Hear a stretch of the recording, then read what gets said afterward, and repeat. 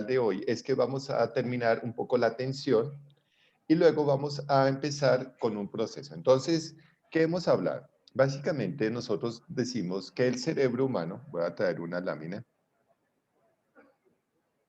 un segundito.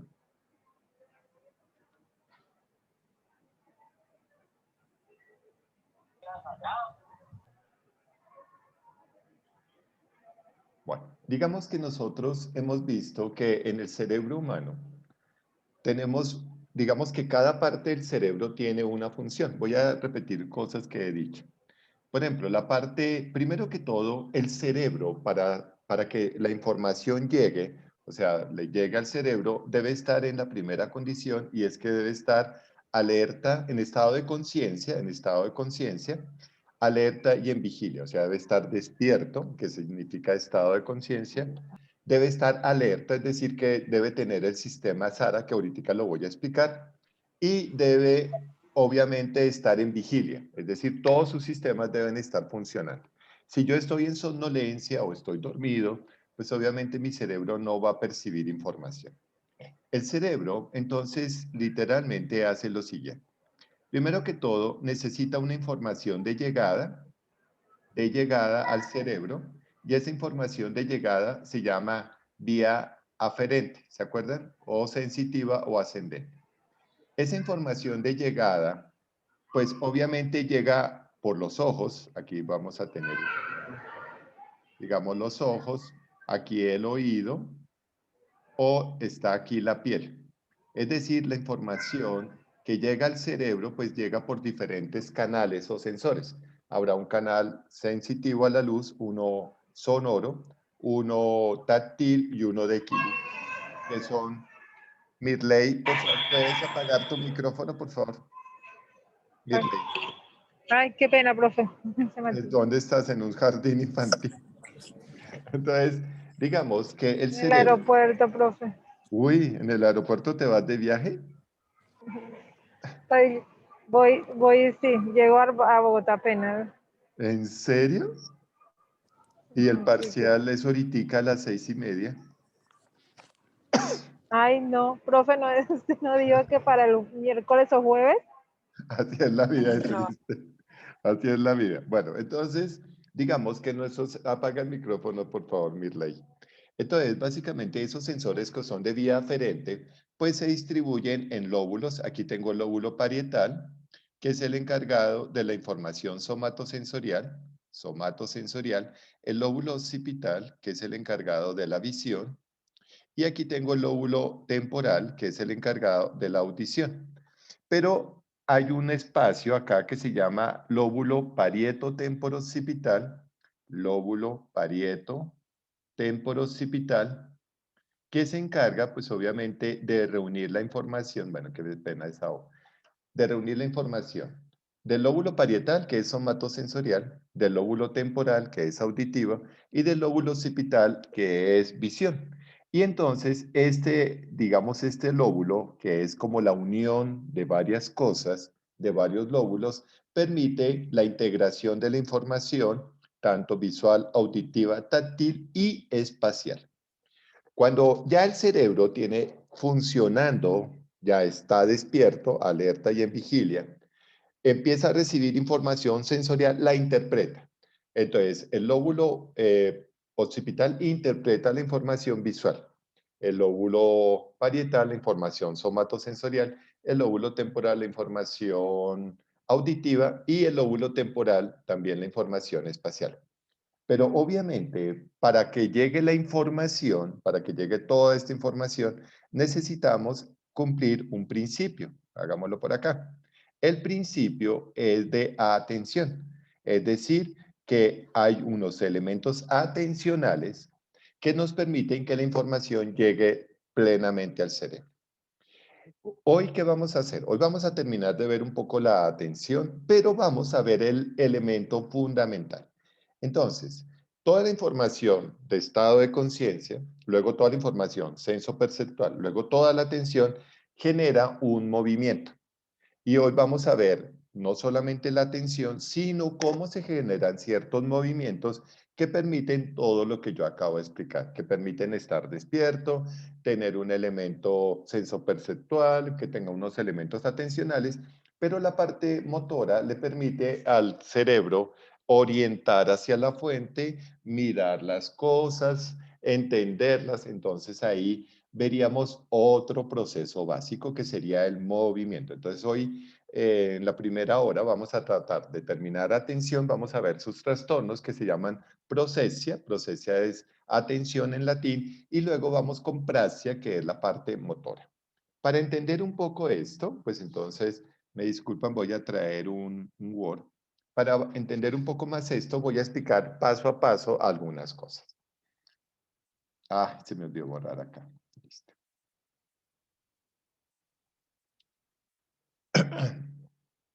Hoy ha hecho mucho frío y me ha cogido una tos tonta. Bueno, entonces vamos a ver lo siguiente. Primero, entonces los procesos básicos, no está muy pequeña la letra. Vamos a hacerlo un poquitico más grande. Entonces, los procesos básicos, pues obviamente requieren unas condiciones neuronales básicas, por eso se llaman básicos.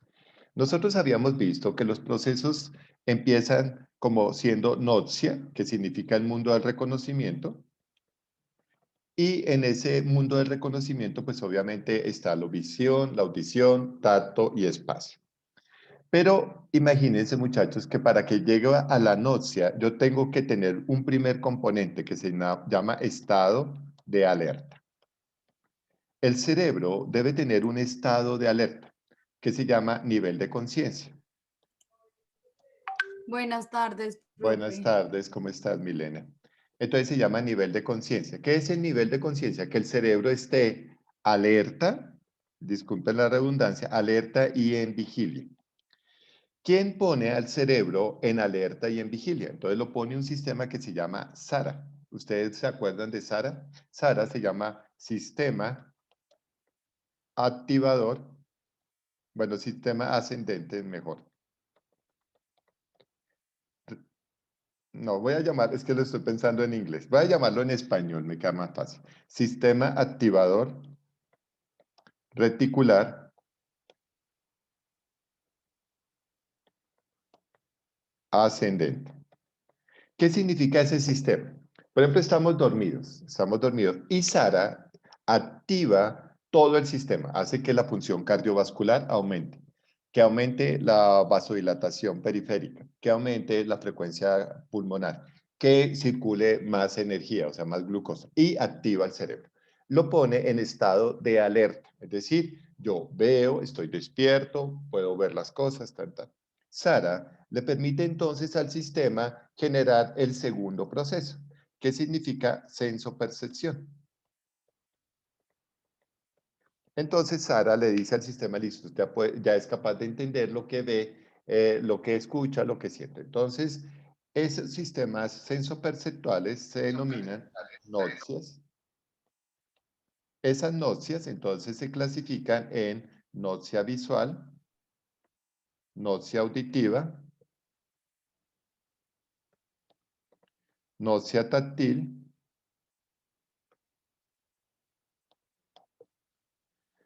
y nocia espacial. Qué pena aquí. Y nocia espacial.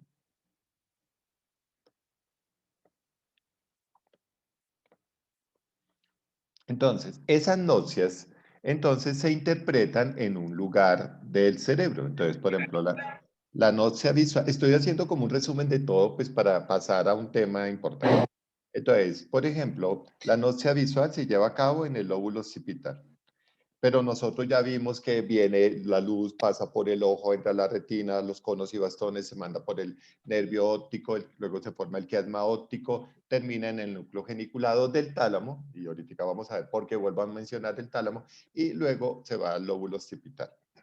La parte auditiva, pues obviamente se manejará en el lóbulo temporal, y entonces, pues obviamente deben recordar cuáles son las partes del oído, que se dividen en tres, qué hacen los huesecillos, qué hace el tímpano, etcétera, etcétera. Entonces, y llega al lóbulo temporal. La parte táctil, que se encuentran los receptores en la piel, ¿se acuerdan? Kraut, Ruffini, Golgi, Mazzoni, tendinosos, capítulo 6, por si acaso, de Bustamante, pues van a llegar al lóbulo parietal.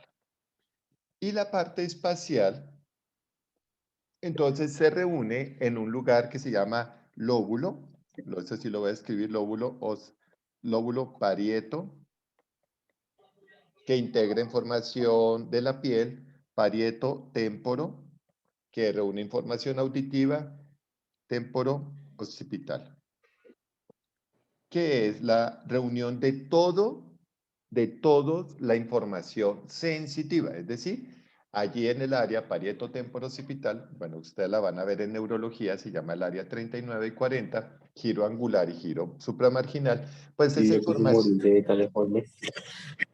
dime Jacqueline. No, pero las cuotas.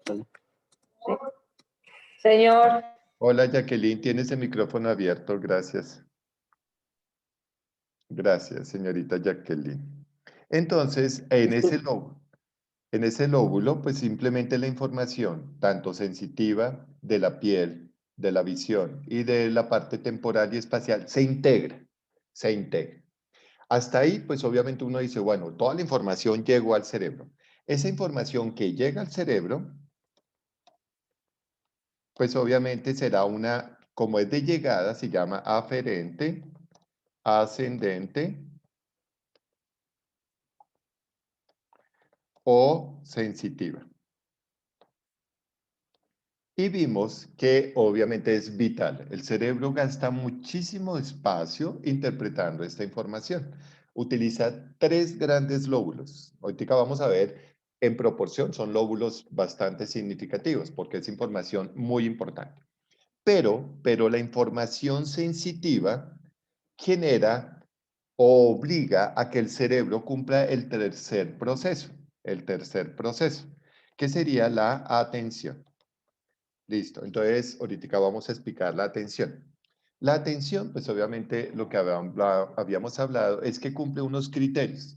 La atención es que el estímulo sea relevante, tenga una experiencia previa, tenga una intensidad, tenga un elemento subjetivo, sea motivante y me falta una. Y esta mañana me faltó también una. ¿Grado de satisfacción? Y tenga un grado de satisfacción. Muy bien, eso hace que el estímulo, un poco como conductismo, el estímulo, pues obviamente, llegue a nuestro cerebro y le prestemos atención. Entonces, le prestemos atención. Entonces, fijamos la atención gracias a que nuestro sistema reticular activador ascendente fija la mirada, fija el oído. Por eso mucha gente, no sé si ustedes, por ejemplo, han visto cantar a Juan Luis Guerra, que a veces dice, viviré en tu recuerdo. Y se tapa el oído para concentrarse, para que, como hay tanto ruido, por eso es que a mí me pasa a veces que hay mucho ruido, todos dejaron el micrófono abierto, entonces yo no sé qué estoy hablando, no sé cómo, entonces hay mucho ruido. Entonces él se concentra para que su sistema reticular activador ascendente esté ahí pendiente de las cosas. Ese estímulo, pues obviamente llegará a una parte del cerebro. Pero el cerebro tiene que llamar a otro proceso, que es la memoria. La memoria. Aquí lo voy a escribir un poquito por aparte, memoria. Y esa memoria recuerda qué es lo que está pasando, dice, ah, ese estímulo yo lo conozco o no lo conozco. Y por último, el sistema llega y dice, listo, yo ya tengo un estado de conciencia, tengo un elemento sensoperceptual, tengo un elemento de atención, pues obviamente voy a generar un movimiento, que es el cuarto proceso que nosotros vamos a estudiar, movimiento. Listo. Hasta ahí, eso es más o menos lo que yo he hablado a lo largo de todas estas clases. Hoy vamos a tratar, bueno, y todo tiene su patología. Por ejemplo, eso sí no lo hemos hablado, porque no era de este tema. Eso lo voy a ver después en conciencia, después en un capitulito que se llama motivación, emoción, estados de conciencia. Por ejemplo, a nivel de conciencia hay alteraciones. Por ejemplo, está la obnubilación, el estupor, la somnolencia y los comas, que inclusive en este libro pues se lo hacen referencia, pero pues por ahorita no los voy a tratar. A nivel sensoperceptual pues hay muchas patologías que ya los vimos de acuerdo al órgano, etc. A nivel de la atención, pues también habrán otros elementos patológicos. Para hablar un poco, para como especificar un poquito más la atención, pues yo voy a utilizar una presentación, pues es ayer creo que la empezamos a ver. Entonces, donde decíamos que, pues obviamente, perdón, aquí, la atención, pues eso sí, ya lo vimos, que es digamos que permite que toda la información llegue al cerebro, que pues obviamente necesitamos la orientación para que yo fije la atención. Por ejemplo, Luis Felipe está a mi lado izquierdo, el cuarto de ahorita entra a clase, entonces tengo que hablar más pasito. Entonces, si él me habla, ¿qué hace mi sistema de orientación? Ubica a mi izquierda y busca la fuente. Si, por ejemplo, pasara algo a mi derecha que quedan los parqueaderos, entonces mi cerebro orientaría la mirada hacia los parqueaderos. Listo. Digamos que lo que yo les decía, nosotros necesitamos darnos cuenta que estamos percibiendo algo. Si yo estoy durmiendo, pues obviamente no me voy a dar cuenta de absolutamente nada, excepto que tengo un sueño muy frágil y fácilmente me despierto. Por eso el primer elemento de atención es estado de conciencia. Usted o está despierto y en vigilia o está dormido y no percibe nada. Listo. Básicamente hay diferentes tipos de atención, sí, pues claro, porque, por ejemplo, para los neuros está atención específica, atención sostenida, no sé qué. En la psicología, de psicobiología, se hablan de otros tipos de atención. Digamos, ¿cuáles serían los más significativos desde el punto de vista neuronal? Uno, atención específica. Esa es lo que uno ve. Uno tiene una atención específica. Si está en la fiesta, está ahí en la fiesta, eso se llama atención específica y sostenida. Está hablando con la China, pues eso es atención específica y sostenida. Para las escuelas de psicología, ellos manejan otros elementos atencionales, otros tipos. La primera se llama atención espontánea, que pues obviamente que está inducida por inclinaciones educativas, culturales, experiencias previas, que ya lo vimos. Por ejemplo, vamos por Transmilenio en la ruta B14 y va por toda la Caracas. Cuando yo voy en la ventana de Transmilenio, pues yo puedo ver todo el panorama, pero no todo me llama la atención. De pronto voy por la 53 con Caracas y veo un montón de mariachis, o sea, cantantes de música mexicana. Y me acordé de que a mi mamá le encantan los mariachis. Y me pongo a verlos, ya. ¿Se me entiende? Pero pasaron por mi mente o por mis sentidos miles y miles de estímulos. Y de pronto solo un estímulo, que fueron los mariachis, llamó mi atención. ¿Entienden? O ayer hablábamos un poco de que si alguien me robó con barba y calvito, pues uno fija la atención en esa persona. Entonces, digamos que la atención espontánea es muy influenciada. Por ejemplo, ¿no han notado que alguien está así cuando de pronto se queda mirando algo por la ventana y todo el mundo como que se vuelve y mira? No sabe qué está mirando, pero como que una persona que se ponga a mirar algo, como que induce a que todos presten atención a eso. Listo. La siguiente es voluntaria. Obviamente, toda atención voluntaria es consciente. ¿Sí? Por ejemplo, en el Transmilenio voy viendo cientos de personas, miles de sucesos, paramos en muchas estaciones, pero tengo hambre. Y entonces digo, uy, ojalá se suba alguien a vender maní, porque quiero comer maní. Y está pendiente de que alguien se suba a vender. Pero no, se subieron fue raperos y se subieron fue vendiendo protectores para la tarjeta y no se subió nadie a vender. Ahí sí preciso. Sí, preciso. No subió nadie vendiendo comida. Pero entonces ahí sí sería una atención voluntaria. Bueno, la atención voluntaria tiene mucho que ver con el aprendizaje real. ¿Por qué? Porque es que yo me tengo que dar cuenta de que la atención es, digamos, es necesaria, por eso se dice que es una decisión consciente de la persona. ¿Comprenden eso? Consciente de la persona. Y para eso pues se da un aprendizaje. La atención voluntaria, pues obviamente logra mayor formación, ¿sí? Prestamos atención a la clase, prestamos atención a cosas, pero, por ejemplo, Jacqueline me está escuchando, pero está mirando otra cosa. ¿Eso significa que no tiene atención voluntaria? Sí, pero le gana más lo que le están diciendo que lo que yo estoy hablando. Eso no está mal, eso es lo que hace el cerebro. El cerebro maneja algo que nosotros llamamos atención dividida. ¿Qué es la atención dividida? Yo presto atención a elementos en forma, o sea, ¿cómo les explicar? En forma paralela. Es decir, yo tengo a las 8:30 una reunión, entonces estoy pensando en la reunión de las 8:15, perdón, 8:15. Tengo que pensar en lo que Luis posiblemente hoy tenga de clase. Voy a molestar, tengo que pensar que solo dejé garbanzos y arroz y tengo que, con qué completo es la comida. Entonces, pero además tengo que dictar la clase. Entonces, eso se llama atención voluntaria. Yo puedo dividir mi atención y la mantengo en ciertos momentos. O sea, no todo el tiempo estoy pensando, ya resolví darle a Luis Felipe plátano, así, almuerzo de recién casado y es todo frito. Plátano frito y salchichas y garbanzos y se acabó. Ya, mi atención se suspendió. ¿Sí me entienden? Ese problema como que ya lo resolví. Listo. Pero perdona, ya te doy la palabra. Entonces, sí entienden que uno no tiene que estar así frente a algo para aprender, no. Mi cerebro, yo lo dije muchas veces, neurológicamente piensa en paralelo, no piensa en línea. O sea, llega una cosa y se resuelve y llega la otra, no, piensa en paralelo. Y eso le permite, pues, crear un conocimiento mayor. Dime, Milena, o no sé quién levantó la mano y se fue.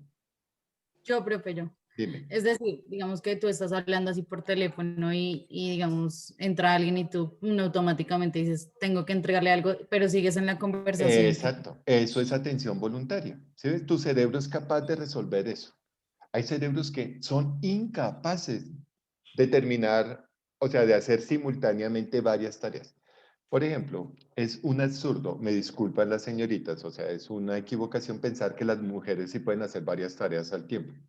Eso es absurdo. Yo en este instante, Orlando Páez está haciendo miles de cosas al tiempo. Estoy respirando, estoy hablando, estoy pensando, estoy viendo a Milena que hace así, no le cree. ¿Sí? Entonces, si ves, mi cerebro está haciendo varias cosas al tiempo. ¿Sí me entiendes, No, profe, Mile? porque en algún, bueno, no me acuerdo en qué artículo leí que las mujeres eran multitareicas y multiatencionales. Bueno, Multicanzonas también son. pues, que hacían muchísimas cosas al tiempo, o sea, No, realmente, a ver, ¿tú crees que un chat, por ejemplo, un chat famosísimo es una sola tarea? Él solo tiene a cargo una estación y los... pues no, pero solo tiene a cargo el cocinar, ¿sí? Uy, Entonces se centra en eso. no, ojo. Cambio, una persona, digamos, una mujer tiene que estar pendiente del almuerzo, de lavar la ropa, de estudiar, de leer, De los eh, niños. De los de una cosa hijos, a la Uy, otra. no. todo al tiempo. No, porque no, ahí sí, perdón, qué pena, Sí, dime, yo Tatiana. participo. Eso depende también del contexto. Claro. Entonces yo soy mujer. Padres solteros y padres que tienen que estar con sus hijos la mayor parte del tiempo, pues tienen Claro, que pero es desarrollar las que mismas puso el capacidades. ejemplo del chef.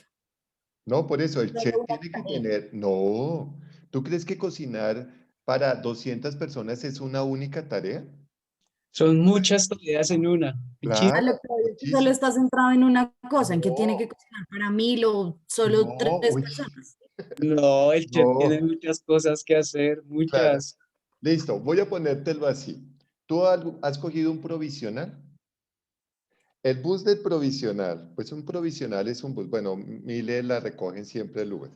Entonces, entonces mira, un conductor de bus de servicio público, no un Transmilenio, debe estar pendiente de la ruta, de cobrar, del vendedor ambulante, del ladrón, de que no se le cuelen, de hablar con el amigo, de dar vueltas. ¿Dónde está una sola tarea? Entonces, una sola tarea sería solo conducir, como el Transmilenio. ¿Sí me entiendes? Punto. Párenle. No. El del provisional hace tantas cosas. ¿Sí?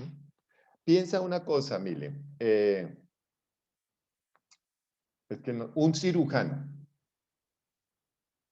Mira, el cirujano está en procedimiento y debe tener muy claro lo que pasa con la anestesia, lo que pasa con lo instrumental, lo que pasa con los signos vitales, hacer las incisiones, Mirar cómo entra, recordar todo eso. ¿Dónde está una sola tarea? Ay, no, es solo operar. Solo operar.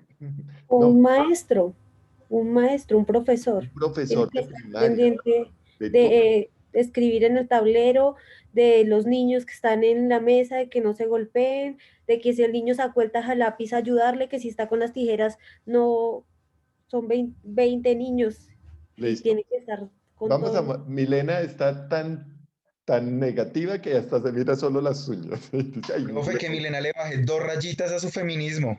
Que los hombres también No, son muy- tampoco es Eso no es feminismo. feminismo. Bueno, Ah, ya. no, Listo. Milena, ¿tú qué haces? ¿Tú a qué te dedicas? yo ¿En trabajo, qué? eh, ¿cómo? ¿En qué trabajas? Trabajo con la Secretaría de Integración Social en un proyecto que es con habitante de calle y prostitución. Listo. ¿Y tú crees que los operadores de habitante de calle, hombres, no son multitareas? No, No. Pues curioso, yo fui director de patio y te diría que eso es mentira. yo creo que es más algo subjetivo, profe. ¿Sí ves? Mire, pero Profe, podemos continuar, es que ahí nos podemos quedar toda la clase debatiendo.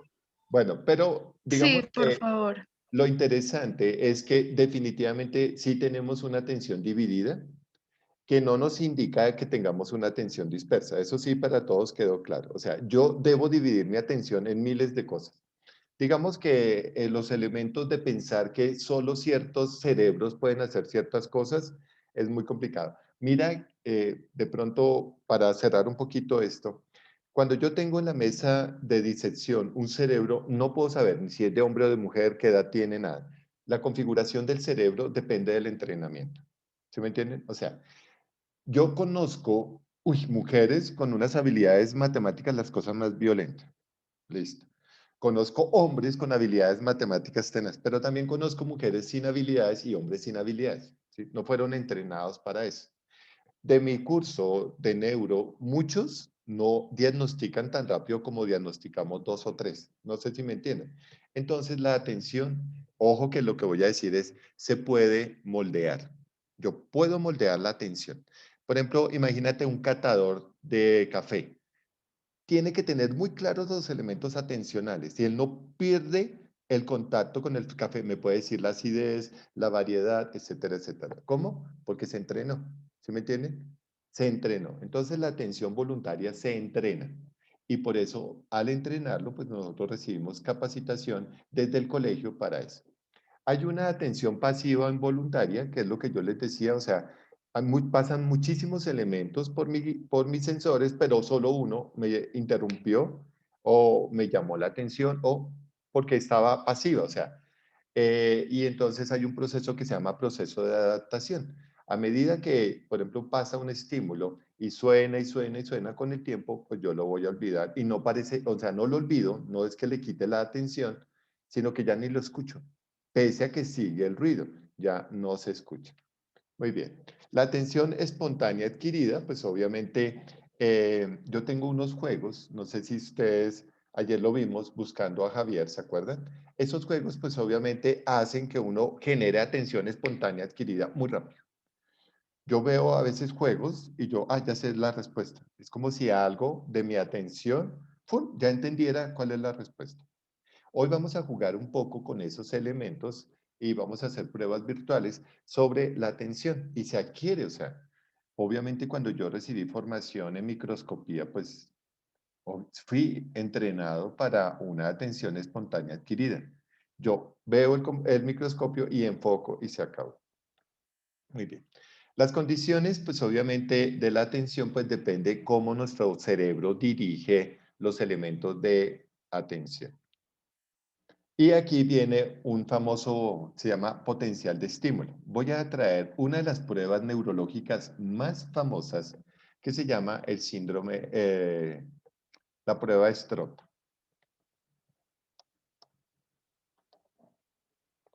Muy bien. Esta es de atención. Esta prueba es netamente el fenómeno Stroop. Bueno, vamos a hacerlo con cualquier persona. Daniela Prieto, por favor. Daniela. Sí, señor. Hola, Dani. Necesito que te Hola. pongas en cámara, por favor. señor. Listo. Bueno, esa es una prueba de atención. Listo.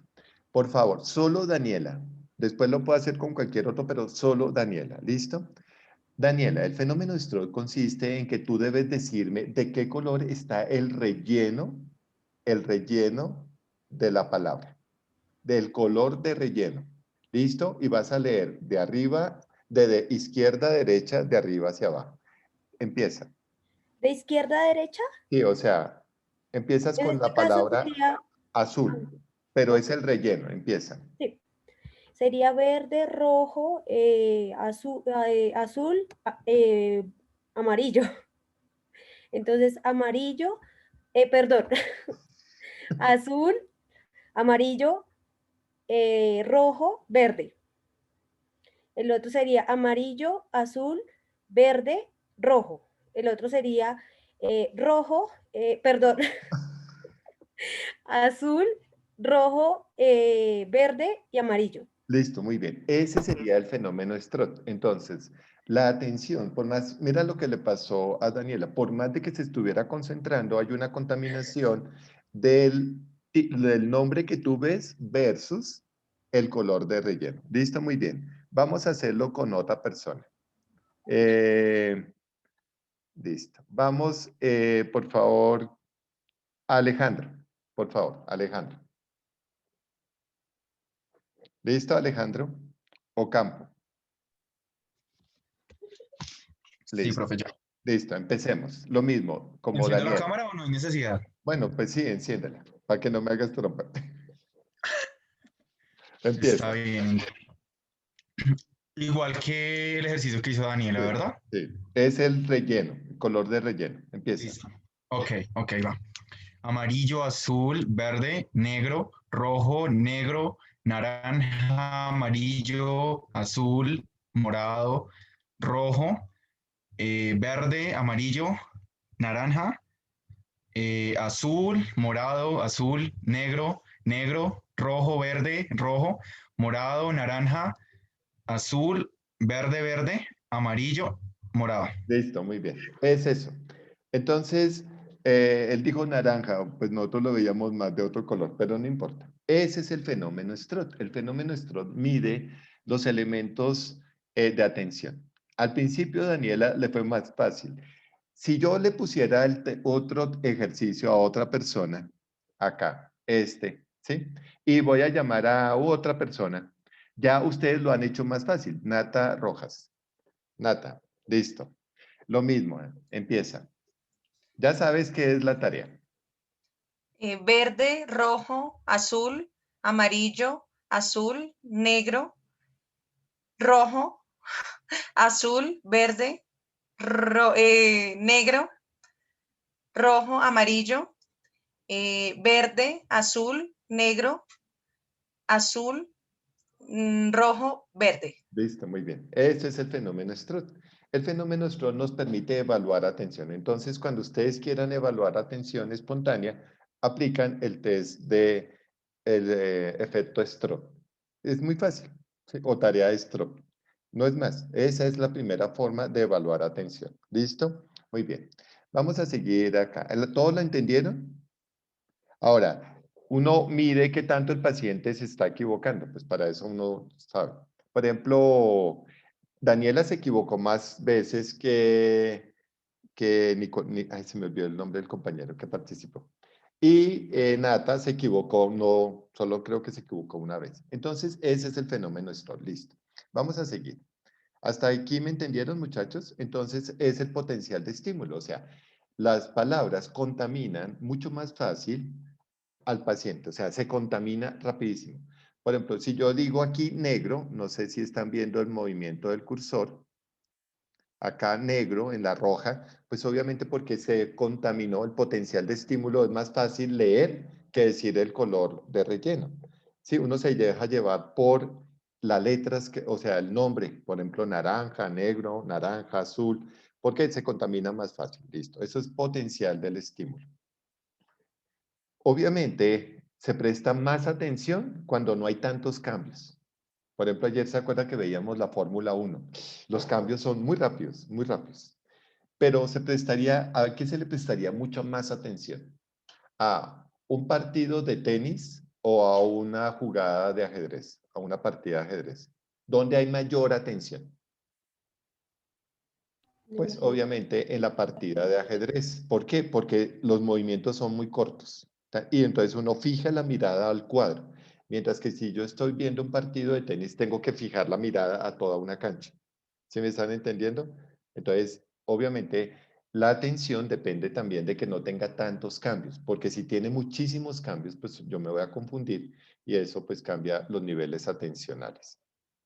El tamaño del objeto también determina las condiciones. Vamos a hacer una prueba.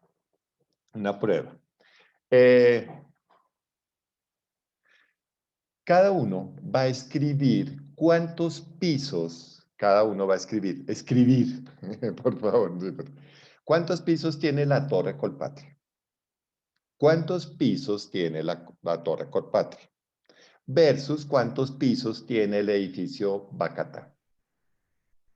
Estamos todos en Bogotá. Bueno, de pronto hay alguien fuera de la ciudad, pero conoce Bogotá. Entonces, ¿cuántos pisos tiene la Torre Colpatria? ¿Cuántos pisos tiene la Torre Bacatá? ¿Y cuántos pisos? No más, hasta ahí. ¿Listo? En tamaño, ¿cuál es más grande? A ver, preguntémosle a Xiomara. ¿Cuál es más grande, Xiomara? ¿Cuál de las dos torres es más grande? Profe, la verdad, Sí. no sé por qué de la Torre de Colpatria creo que tiene 37 pisos, creo. Y la Torre Bacata, la verdad, no sé. Listo, muy bien. Jacqueline.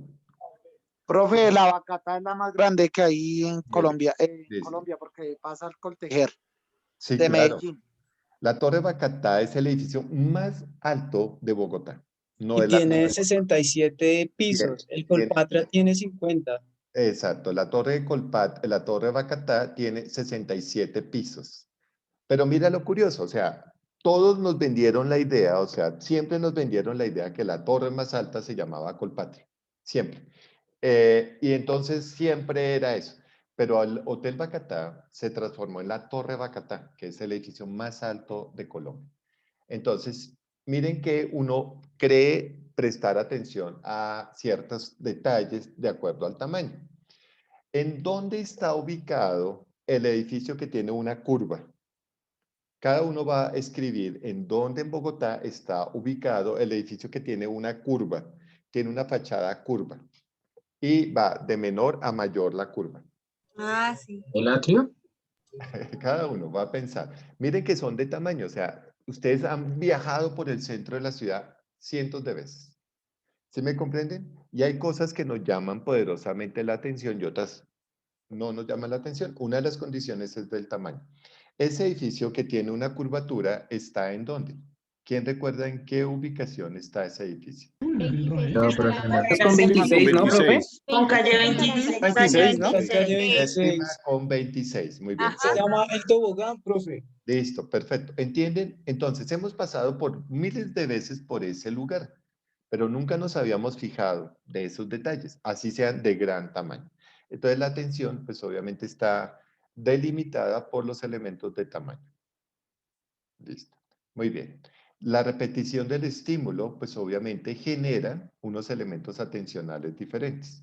Por ejemplo, yo he visto miles de veces paramecios, ¿sí me entiende? Entonces como que uno ya le presta mucha más fácil atención a ciertos elementos que se repiten y se repiten y se repiten. Casi que el modelo educativo es repetitivo en su atención. O sea, a uno le enseñan, ¿cuántas veces tuviéramos que hacer planas de los números? O sea, miles de veces, bueno, no sé si miles, pero y repetía, y repetía, en el inglés a uno le toca repetir mucho. ¿Sí me entiendes? Cuando está adquiriendo un nuevo idioma, uno repite y repite y repite, porque eso es lo que permite mejorar la atención. Listo. Pero también la repetición puede caer en procesos de adaptación y uno ya no prestarle atención. Y va a molestar a las señoritas, a Milena sobre todo, que pelea y pelea y pelea y uno después dice, ay no, ya repite, siempre pelea, entonces no le presto atención. No, no mentiras, Milena. Sigamos. Uno de los elementos que condiciona la atención son el estado orgánico. Una cosa es que yo esté totalmente alerta y en vigilia, que tenga sueño, a que tenga hambre, a que no vea bien. Pues obviamente esos estados orgánicos pues afectan lo que son los elementos, los elementos de atención. Bueno, ahí dan un ejemplo.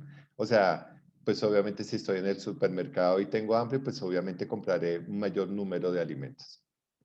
Y eso lo maneja la publicidad perfectamente. ¿Sí? Le crean a uno la necesidad de.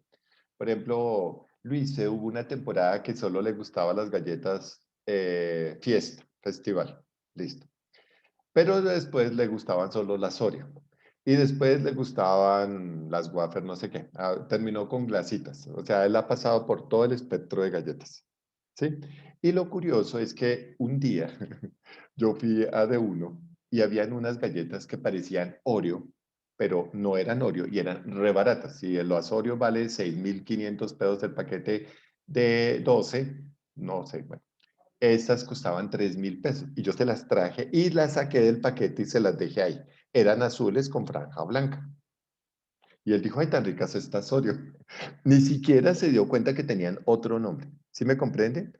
Porque ya su estado atencional siempre identificaba las galletas Oreo azul y blanco, mientras que las Festival son rojos con blanco. ¿Sí se acuerdan? Todas las Festival son de ese mismo color, lo que cambia es el sabor. La galleta dice o de limón o de chocolate, pero todo el paquete es igual. Y sí, sí ven, o sea, él ya la cogió automáticamente pensando que era hora.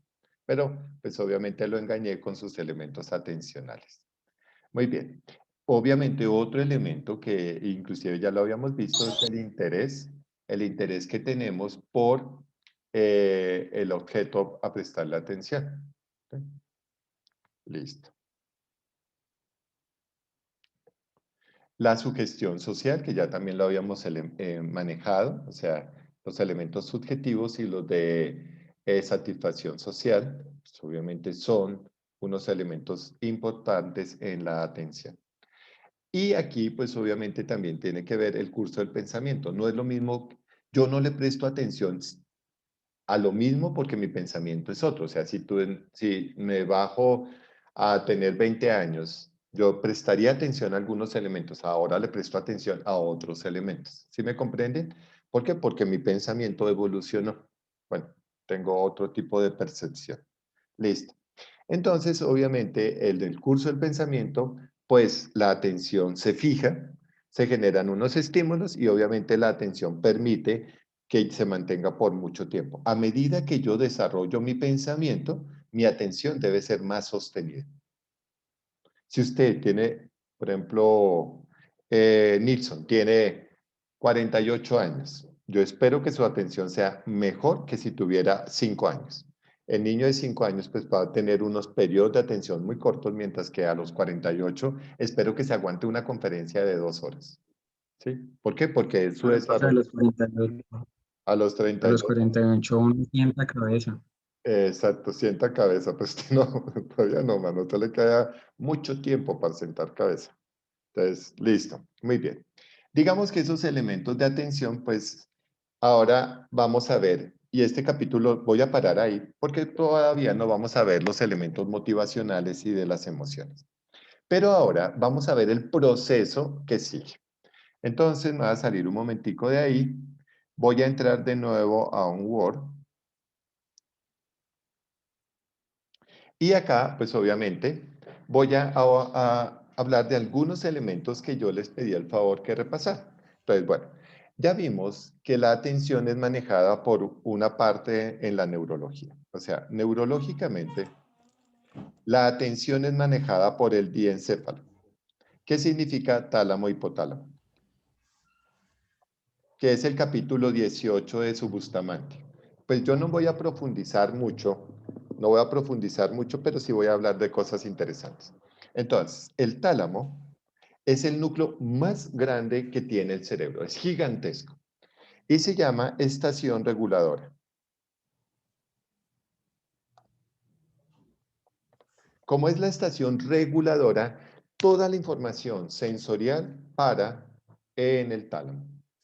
Entonces vamos a ver que el tálamo tiene tres grandes funciones. Bueno, tiene varias funciones, pero yo las voy a hacer. Se llama estación reguladora. Entonces viene la información visual y él le dice, va por usted, sigue para el lóbulo occipital. Viene la información auditiva, le dice usted, va por y se me va para el lóbulo temporal. Viene la información táctil y le dice, sabe que usted se va para la parte parietal. Él como tal tiene las siguientes funciones. El tálamo. Bueno, se llama diencéfalo, pues no sé si contarlo, porque tiene dos grandes estructuras y se encuentra en la parte media del cerebro, muy cerca al mesencéfalo. Pero eso por ahora, listo. ¿Cuáles son las grandes funciones del tálamo? Está primero el sueño. Él induce todo el sueño. ¿Y cómo lo hace? Con SAR, que se llama Sistema Activador Reticular Descendente, o sea, bloquea la señal sensorial, bloquea el movimiento, bloquea la atención y ¡fua! Se induce el sueño. Listo. Esa es una de sus funciones. La opuesta a SAR es SARA. Y entonces maneja la atención y la orientación. Entonces tiene mucho que ver con toda la parte de atención y orientación. ¿Por qué tiene que ver con atención y orientación? El sistema talámico maneja algo que se llama atención específica, que es la única característica, digamos, clara del cerebro. Él solo presta atención a cosas específicas, se acabó. ¿Cómo las valora? De acuerdo a lo social, a la calidad, al estímulo, a la intensidad, pero él presta atención a. Voy a mirar algo. Tengo en mi pantalla pequeña a Natalie, a Joana, a Laura y a Jacqueline.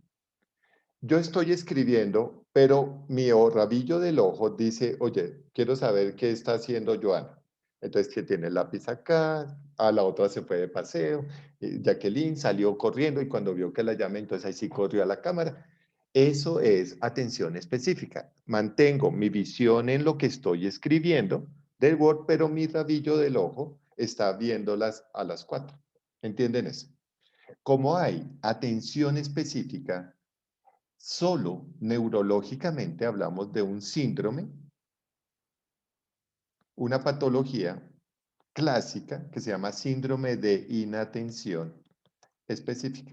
Es decir, que el chico o la persona deja de prestar atención a lo específico, a lo importante. ¿Listo? Como deja de prestarle atención a lo importante, entonces no hablamos de déficit, ¿se acuerdan que yo ayer lo dije? No hablamos de déficit, sino hablamos de un síndrome de inatención. El cerebro pierde la concentración sobre un punto. Cuando se pierde la atención inespecífica, bueno, inatención específica, se suceden algunos pequeños cambios de la atención. Atención se dice prosesia, perdón. Prosesia. ¿Qué es la prosesia? La atención, es la palabra de latín, atención. ¿Cuáles serían los trastornos de inatención específica? La primera, hipoprosesia. ¿Qué significa disminuir la atención específica? O sea, como que va bajando la intensidad y se va perdiendo. ¿Listo? ¿Entendimos eso? ¿El estímulo, profe? Sí, o sea, se va perdiendo la intensidad del estímulo. O sea, el estímulo sigue ahí, pero mi cerebro lo va apagando hasta que lo elimina. Hipoprosesia, va bajando. La opuesta es la exageración en la percepción. Hiperprosesia. ¿Qué es la exageración? O sea, usted le presta detalles a todo. ¿Se acuerdan que Emir ayer nos contaba que ella detalla perfectamente a las personas? ¿Sí? ¿Se acuerdan que Emir decía, no, es que la gente se siente cuestionada por eso? Emir, ¿dónde estás? Aquí estoy, profe. Hola. Ayer Hola. Hola, Emir. Ayer Hola. cuando Emir nos habló de eso, yo le dije, mira, nadie le va a decir, por favor, nadie le va a decir.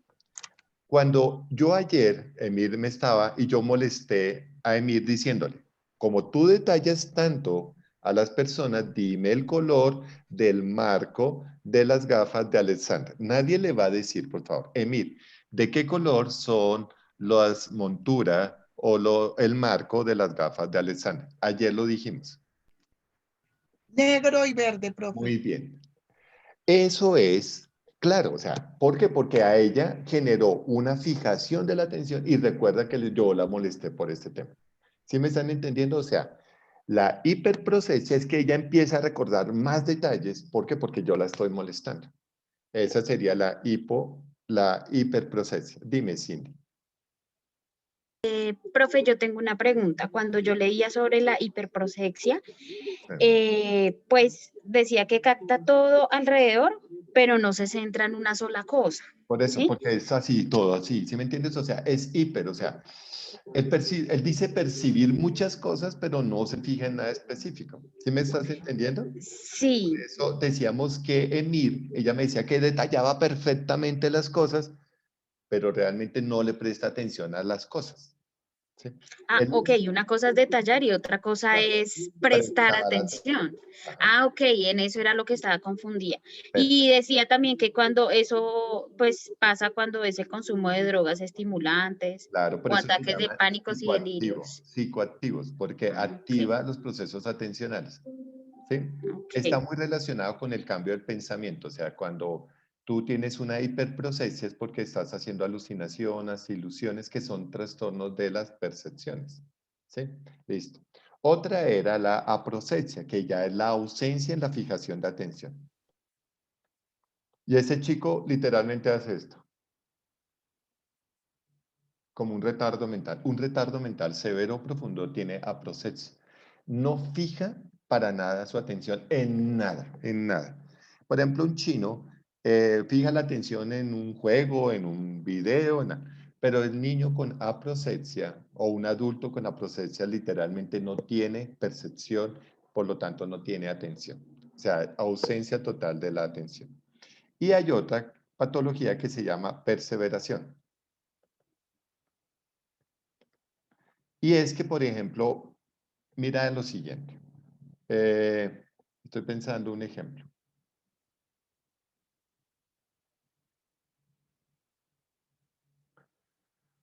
Es que lo tendría que hacer con una prueba, pero no sé cómo explicarlo sin una... Listo. Imagínate, perdón. Tú percibes que hay tres aquí, que hay tres monedas.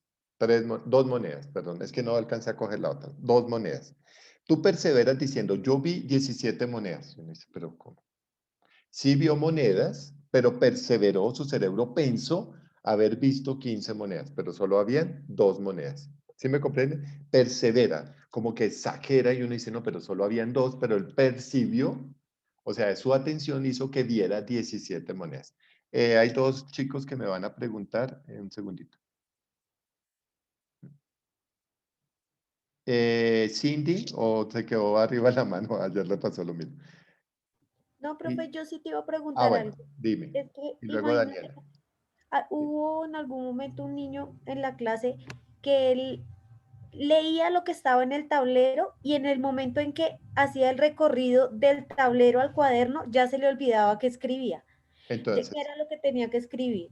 pero ahí no sería un problema de atención, sino de memoria. Tiene una falla en su memoria a cortísimo plazo. ¿Se me entiendes? O sea, es una memoria ultra corta. Leyó y ya cuando pasó a escribir, perdió. Entonces es un trastorno néxico, o sea, de memoria. Porque leyó, ¿sí me entiendes? O sea, él leyó en el tablero. Por lo tanto, sus niveles atencionales están bien. Cuando cambia el foco atencional y lo dirige al cuaderno, la atención ya no es sostenida porque tendría que haber cogido, no sé si me entiendas, Cindy, cogerlo del tablero y pasarlo a el escrito, al cuaderno. Ahí es un trastorno que tiene que ver con lo visomotor y con la memoria. Entonces ahí es otra cosa. Dale, ¿Listo? profe, gracias. Muy bien. Y entendieron, bueno, y Daniela, cuéntame. Daniela. Daniela, levantaste la mano. No, ¿No? Alexander. Ah, bueno, entonces dime. ¿No? ¿No hay preguntas? Bueno, pero ahora vamos a centrarnos rápidamente. No, es que a mí no me quedó claro lo de la perseveración. Perseveración es que exagera la atención, o sea, contamina. Listo. Yo te voy a poner una prueba. Bueno, es que no puedo contaminar la prueba, pero digamos que yo te digo, por favor, escribe 12 números 10. Y tú empiezas un número 10, dos números 10, 3, 4, 5, 6, 7, 8, 9, 10, 11, 12, 13. Y sigues llenando la hoja. Yo le digo, para, Luego usted no me dijo que escribiera el número 10 y le dije, sí, pero te dije 12 números 10 o 5 números 10 y él escribió 35 hasta que yo le digo, stop. Eso es la perseveración, o sea, su atención se queda pegada ahí y persevera, sigue, o por ejemplo esto, estamos hablando, voy a molestar a Alexander que tiene una pregunta, entonces estamos hablando con Alexander de un tema y él hoy me dice, ay, profe, yo estoy muy molesto con usted. Y yo, ¿por qué? Es que usted ayer me dijo que un ladrón de barba significa perseveró, o sea, la idea continuó, ¿se ve? Y hoy explotó como la idea. Entonces yo, ¿pero por qué no me dijiste ayer cuando estábamos hablando del tema de si te disgustó? No, no, es que hoy me acordé. Eso es perseveración, el paciente persevera. Entonces, por ejemplo, eso es digamos, la atención perseverante es muy clásica de los pacientes psicóticos. Tú le preguntas, dígame su nombre. Me dice, no va a molestar a Alessandra. Me dice Nilson Pérez. Y entonces, Nilson Pérez. Entonces yo, edad, tanto, 32 años. Ocupación, Y me dice, Pérez García. Y ya voy en las 50 preguntas. Pérez García. Yo, ¿Pérez García qué? No, es que mi segundo apellido es Pérez García. García.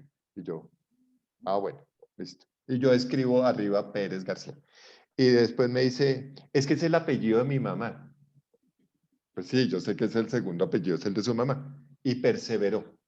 Y vuelve y entonces yo voy en la 80 y me dice, es que mi mamá tiene 32 años, 45 años. Y se devuelve la idea. Y es un lenguaje psicótico, o sea, es una expresión psicótica de la atención. Por eso el paciente psicótico tiene alteraciones de perseveración. ¿Listo? Muy bien, Alessandra. Bueno, ya te hago de la consulta, pero Alexander levantó la mano primero.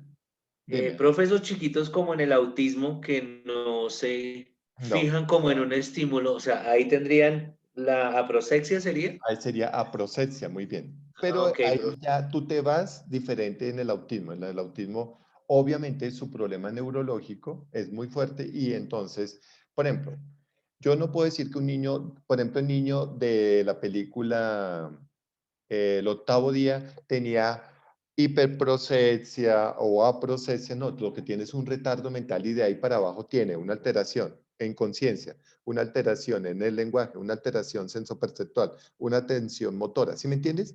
Pero el diagnóstico central es retardo mental. Cuando veamos un poco eso, bueno, no, ustedes conmigo no lo van a ver, pero yo digo, ¿cuál es la enfermedad de base? La enfermedad de base es el retardo mental. Por lo tanto, yo no voy a diagnosticar retardo mental moderado más aproxexia, bueno, hipoproxexia más apnosia visual. No. El retardo mental, pues se llama síndrome de Down, porque aglutina un montón de patologías que están asociadas al retardo mental. Entonces uno no diagnostica por eso fue que yo peleaba mucho en las unidades, porque entonces la fono me decía, no, es que tiene afasia. Y la física me decía, tiene aprasia. Y el psicólogo me tiene ese trastorno de angustia. Y yo no, el diagnóstico del niño es retardo mental. Las manifestaciones clínicas se hacen notar por el retardo. ¿Sí me comprenden eso, muchachos? Clínicamente uno diagnostica. Por ejemplo, imagínate esto. Yo molesté a Nilsson y le dije psicótico. Si alguien me dice, no, es que Nilsson tiene perseveración de la atención, tiene una alucinación. No, el diagnóstico de Nilsson, ¿cuál sería? Psicosis. Que aglutina un montón de características sensoperceptuales, atencionales, motoras, de conciencia. ¿Sí me comprenden? Entonces uno busca el diagnóstico principal o base y de ahí en adelante uno presupone ciertas cosas. Por ejemplo, Luis tiene una tarea de microbiología, bueno, ya empezó en la universidad y está viendo la película Contagios, que es la símil de COVID-19. Entonces llega y me dice, mira, todos los pacientes están siendo diagnosticados como encefalitis.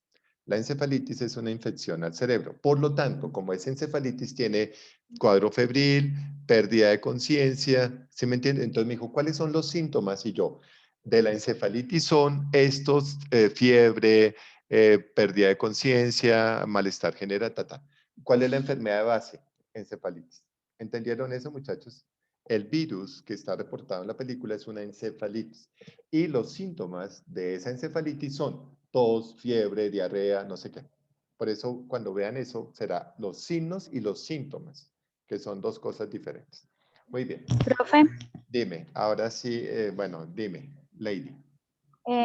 Sí, qué pena interrumpir. Lo que pasa es que yo en ese momento quería aprovechar. Yo vivo con una tía. Ajá. Ella está aquí atrás. Ella Sí. tiene síndrome de Down.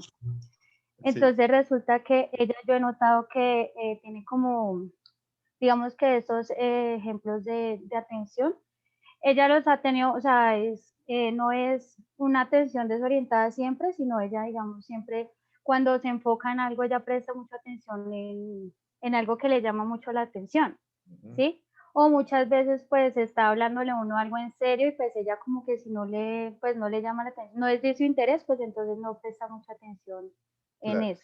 Por ejemplo, Entonces, mira que con en ella este sí, momento, cuando tú nos estás hablando, ella volteó a mirar la cámara y se sonríe, ¿sí? Pero ella no nos está entendiendo cuáles son los conceptos de la clase.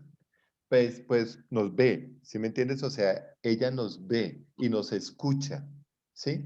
Y es además muy juiciosita, está súper tierna ahí. Pero sí, su porque a ella le cerebro, encanta mucho escuchar y pues me imagino que ella como que no entenderá mucho porque ella no tuvo pues estudio ni nada de eso, pero pues ella como que ver personas o escuchar personas como que eso sí le llama mucho la atención, así no entiendan nada. claro, pero Pero pues sí. además mi tono de voz, la forma en que hablamos, todo eso a ella, a su cerebro, le llama la atención.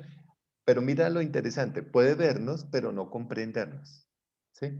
Que es lo que yo trataba de explicar. Sí, todos la están viendo un poquito, o sea, qué pena con la tía de Lady, pero si ven, es muy tierna, pero a nivel, su retardo mental no va a permitir que ella entienda la lógica de lo que estamos hablando, ¿sí? Pero si tú le pones una caricatura, se reirá, o sea, unos muñequitos, pero que ella entienda todo lo que pasa entre Tony y Jerry, o que entienda por qué el gato es perseguido por el ratón. Solo le gustarán los movimientos y las cosas en general, ¿sí? Listo. Pero si me comprendes, Lady, eso es lo que pasa. Y ella, por eso, no es que no sufra de hipoprocesia o aprocesia o perseveración, es su estado neurológico que se llama síndrome neuronal con retardo mental, por eso se llama síndrome de Down. ¿Comprendiste eso? Por eso tiene el nombre de síndrome, porque es la unión de muchas cositas. ¿Listo? Muy bien, gracias, Lady. Perfecto. Profe, Dime. que te iba a preguntar que si las paraproxesias y las pseudoproxesias también entraban de Dentro alteraciones. de esta, sí. La hiper tienen subdivisiones, ¿sí? Pseudo, que significa que parecen unos trastornos de atención, o los para, que por instantes, o sea, por cuadros. O sea, el paciente hipoprosésico no siempre es hipoprosésico, se llama paraprosesia, que significa por elementos de tiempo. Si un chino no le presta atención a la profesora, pero como lo decíamos ayer, sale a jugar fútbol y lo hace súper bien, ¿en dónde está el problema? Atencional, en la profesora, pero siempre es con la profesora de inglés. Entonces parece como si fuera una pseudoprocepsia, pseudo, que no es tan claro porque es solo con la profe de inglés. Hay una patología, bueno, esto tiene mucho que ver con la clínica, hay una patología que se llama mutismo selectivo. El chino solo habla con ciertas personas en ciertos momentos, en ciertas condiciones. Punto. Solo habla, tenemos que ver una película que se llama Birdie, Alas de Libertad, donde él sufre mutismo selectivo. Yo les puse a ver mi pie izquierdo ya, en la parte motora, no.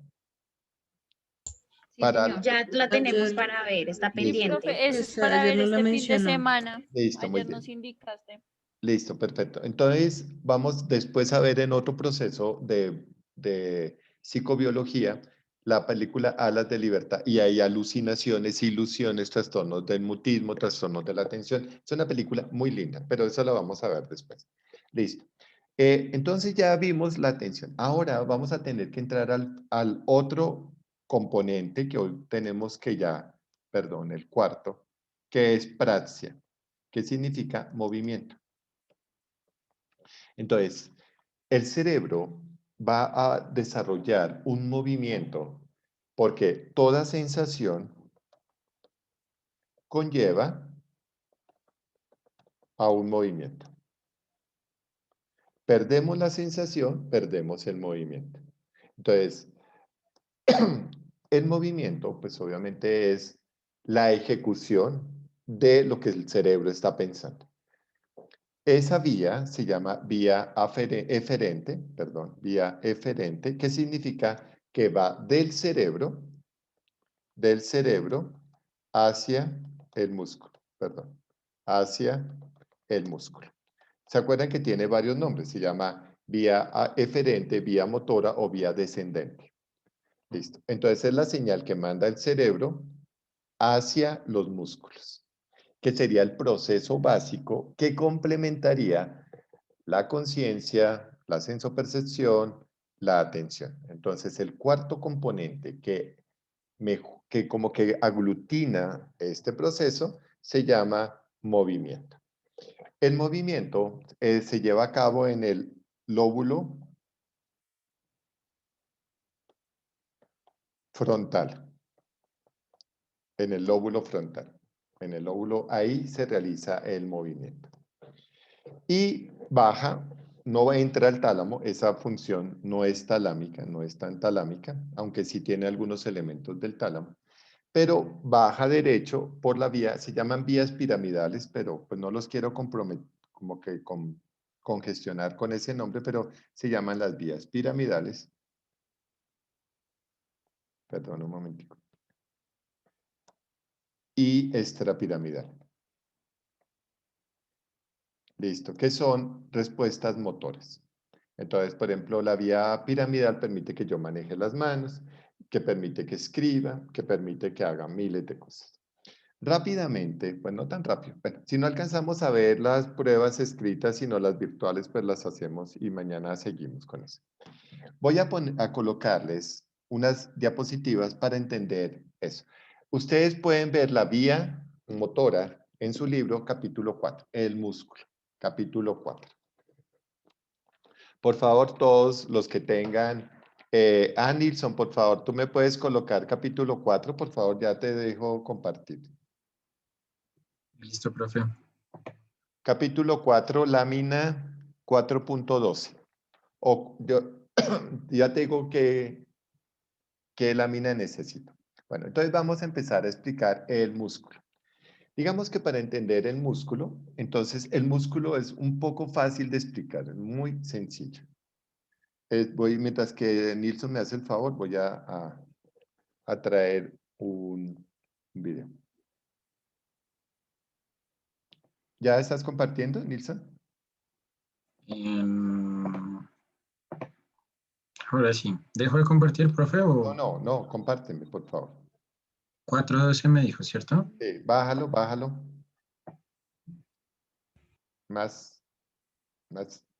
No, ese es el capítulo. Sí, listo, bájalo un poco más.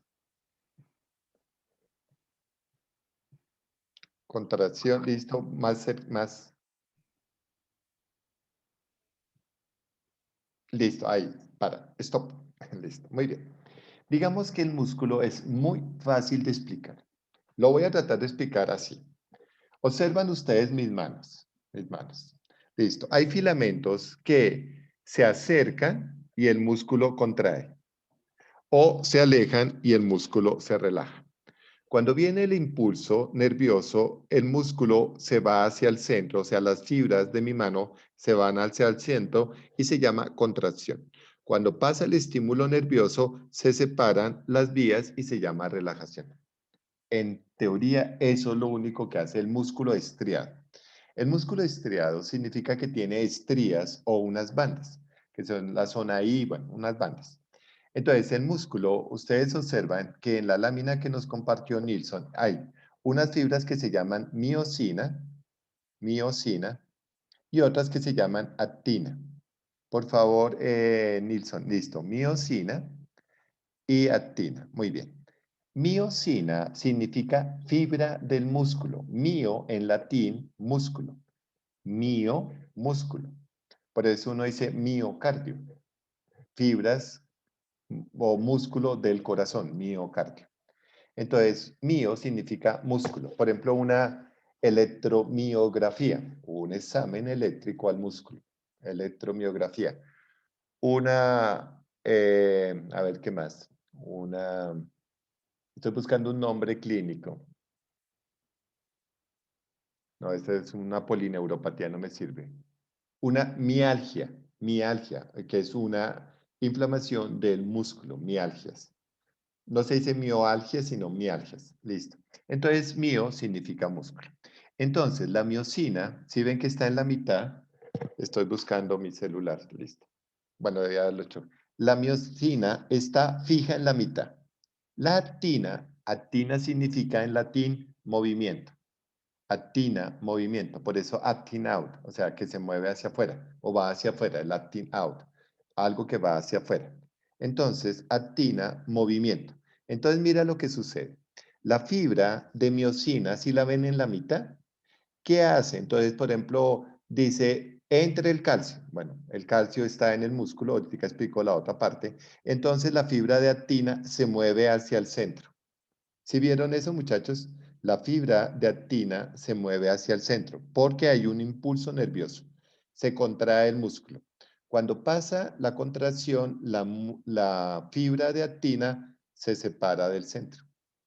Cuando llega el estímulo, llega al centro y cuando pasa el estímulo, se aleja del centro. Entonces, el músculo se contrae, llegando al centro, se relaja.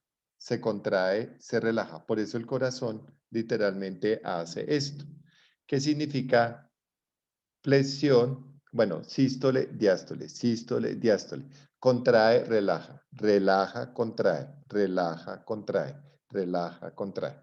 Cuando contrae las fibras es que la actina busca el centro, la miosina está fija, es como si fuera un tren, se mueve hacia el centro, se contrae el músculo, cuando pasa el estímulo la actina baja y se separa del centro y el músculo se relaja. Eso es todo, muchachos. Entonces el músculo es muy fácil de entender. Hay fibras, dos fibras, una que se llama miosina, que significa fibra propia del músculo, y actina, que se mueve sobre la miosina, o sea, la actina se mueve sobre la miosina. Entonces, voy a explicarlo así. No sé si ven mi brazo, ¿lo están viendo? Es que no tengo la cámara prendida, o sea, no me estoy viendo. Listo. Entonces, Sí, profe. bueno, listo. Entonces, miren, estoy ahí. El músculo del bíceps se contrae, jalando la articulación del codo. Y aquí aumenta la masa muscular. ¿Sí vieron? Si alguien me toca y dice, pues ahí aumentó la masa. Cuando yo relajo el brazo porque pierdo el estímulo, se disminuye la masa porque se fue hacia los lados. ¿Sí me comprende? Contraigo y aumenta la masa, relajo y se pierde la masa. Entonces, el músculo simplemente se acerca al centro, se contrae, si se aleja del centro, se relaja. No es más. Vuelve a colocar la lámina, por favor. Listo. Muy bien. Pero para que se contraiga, muy bien, para que se contraiga, entonces el músculo tiene algo que se llama placa motora. Yo no sé si pueda rayar lo que está presentando Nilsson. Bueno, si ves, no sé cómo Sí, profe, mostrar. sí, se puede, sí lo puede hacer. ¿Y cómo hago? Su merced es su barrita donde activa el micrófono y eso, ¿sí? Sí. Ahí hay una opción que dice que tiene un lapicito. Creo, ¿no? No me deja bajarla. Bueno, digamos. ¿No dice una que es como anotar? Anotar, espérate, listo. Anotar y ahí le sale listo, una perfecto. franja de Muy herramientas. Bien. Listo, muy bien. Entonces, listo. Entonces, miren, esta es la sinapsis que hay entre una neurona, esta es la neurona, y un músculo. Entonces, Si ven la unión entre una neurona, esta es la neurona, y esto es el músculo, aquí si lo ven como como si fuera en zigzag. Entonces mire lo interesante, esa unión entre la neurona y el músculo se llama placa motora o motoneurona, placa motora. Placa motora. Entonces, la placa motora es una sinapsis que une el nervio y el músculo. Y esa sinapsis se llama asimétrica. ¿Por qué? Porque si ven que es irregular, parece un zigzag. El neurotransmisor que maneja la placa motora se llama acetilcolina. O sea, el que produce el movimiento se llama acetilcolina. Y entonces, por eso se habla de que cuando sufro trastornos del movimiento, trastornos de motores, tengo un trastorno colinérgico. Entonces, eso indica que el neurotransmisor está fallando. Entonces, la acetilcolina es el neurotransmisor. Pero, a diferencia de una neurona común y corriente, a diferencia de una neurona, la placa motora tiene calcio. El calcio es el que permite que se acerquen las fibras de actina al centro o se separen. Entonces, entra el calcio y se contrae, sale el calcio y se relaja. Eso es todo lo que hace. Obviamente se necesita ATP, se necesita energía para que ese músculo se ejecute. Entonces, ¿qué hace el cerebro? El cerebro manda una señal al músculo diciéndole contráigase. Entonces, estoy acá y le digo contráigase bíceps. Listo. Y muevo el codo. Aleje el hombro. Entonces, aquí está el pectoral. ¿Sí? Hay un músculo que aleja, otro que lo acerca. Entonces, literalmente, al contraerse, jala una articulación. Al relajarse, la articulación vuelve a posición cero. Voy a hacerlo con mi mano. Ahí tengo. Estos son extensores y estos son flexores. La parte interna de mi mano tiene flexores y la parte externa extensores. Voy a cerrar la mano. Los músculos de adentro se están contrayendo y los de afuera se están relajando. Voy a extender los dedos de la mano. Los de afuera se contraen y los de adentro se relajan. Eso es todo. Eso se llama antagonismo, que hacen lo opuesto. Entonces, unos contraen, otros relajan. Listo. Hasta ahí preguntas del músculo. ¿Sí me han entendido un poco lo que hemos hablado? Sí, profe, más o menos. Listo. No, bueno, ¿qué no han entendido? Es que es un poquito complejo de digerir. Bueno, listo. Entonces voy a repetirlo porque Nilsson lo ha querido. Entonces, listo. Tenemos una fibra que se llama miosina y otra fibra que se llama actina. Literalmente, ¿qué hace? Para la contracción de un músculo, la fibra de miosina está estática, está en el centro. Y la de actina, cuando llega el impulso nervioso, se va dirigiendo al centro. O sea, jalan las fibras. Entonces, yo tengo la placa de miosina, cuando llega la contracción, la actina se desplaza al centro. Punto. Cuando pasa el impulso nervioso, las fibras de actina se van hacia afuera, alejándose del centro. Esa sería relajación. En rojo está la contracción y en azul estaría la relajación. Profe, pero qué pena, o sea, ¿eso también sucede con la mano? O sea, ¿esto es en cualquier parte del cuerpo? Con cualquier músculo esquelético, con cualquiera, con el corazón, con los músculos pectorales, los de la mandíbula, con todos los músculos estriados. O sea, todo músculo estriado tiene movimiento de actina y miosina. ¿Entendiste Listo. eso? Los millones, bueno, ¿sabes cuántos músculos tenemos? 640 músculos. Todos los músculos de orden estriado, bueno, no sé si ustedes sepan eso, los músculos se clasifican en tres: liso, estriado y cardíaco. Estriado y cardíaco. Muy bien. Listo. Todos los músculos estriados son de carácter voluntario y todos se contraen o se relajan. Mira, por ejemplo, Nilsson. ¿Me están mirando, por favor? Entonces, mira los maceteros. Hay contracción, relajación. Cuando estoy hablando se contraen, se relajan. Si cierro los párpados, se contraen, se relajan, se contraen, se relajan. Punto. ¿Sí me entienden?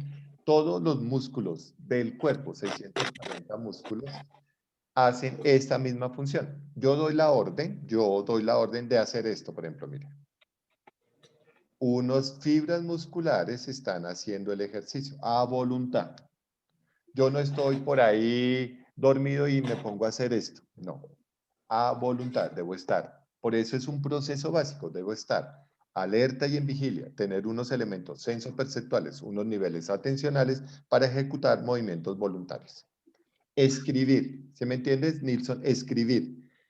Se producen 250 movimientos en la mano al escribir. O sea, es impresionante. Profe, y una pregunta, es que yo sé que suena boba la pregunta, pero miosina y actina, ¿es la acción de contraer y extender o son las sustancias que se liberan en ese momento? Filamentos. Ya te lo voy a mostrar. Deja de compartir un momentico y te muestro eso, por favor. Listo, gracias. Voy a buscar una imagen que se llama fibras musculares, para que expliquemos muy bien. Si de pronto yo cometí un error.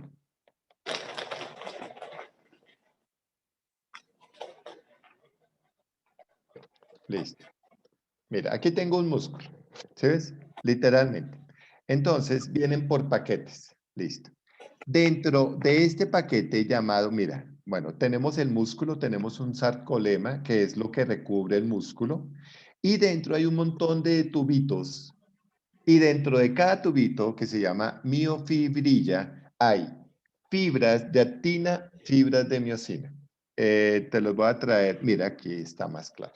Entonces, si ves que son paquetes, por eso cuando nos comemos la carne, por ejemplo, la sobrebarriga, uno coge literalmente el pedazo de carne y lo jala y sale como una tira, como un tubo.